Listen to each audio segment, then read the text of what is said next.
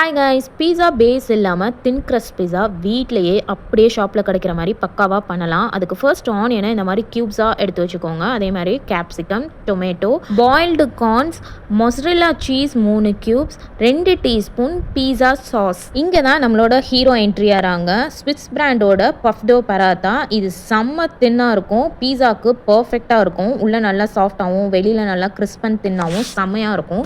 அவளை நல்லா oil spray பண்ணிவிட்டு பராத்தாவை ப்ளேஸ் பண்ணிவிடுங்க. அதை நல்லா ஒரு சைடு நல்லா கிறிஸ்பாக வந்ததுக்கப்புறம் அப்படியே அந்த சைடை ஃப்ளிப் பண்ணிவிட்டு ஆல்ரெடி குக் பண்ண சைடில் மேலே பீஸாவோட சாஸை நல்லா ஸ்ப்ரெட் பண்ணி விட்டுக்கோங்க. இப்போ இதுக்கு மேலே நம்ம டாப்பிங் வந்து கொடுக்க போகிறோம். ஃபர்ஸ்ட் லேயர் வந்து நான் சீஸ் வந்து ஆட் பண்ணிக்கிறேன். நீங்கள் ஷ்ரெட் பண்ணியும் ஆட் பண்ணிக்கலாம், இல்லை இந்த மாதிரி கட் பண்ணியும் ஆட் பண்ணிக்கலாம். அதுக்கு மேலே ஆனியன், டொமேட்டோ, கேப்சிகம்.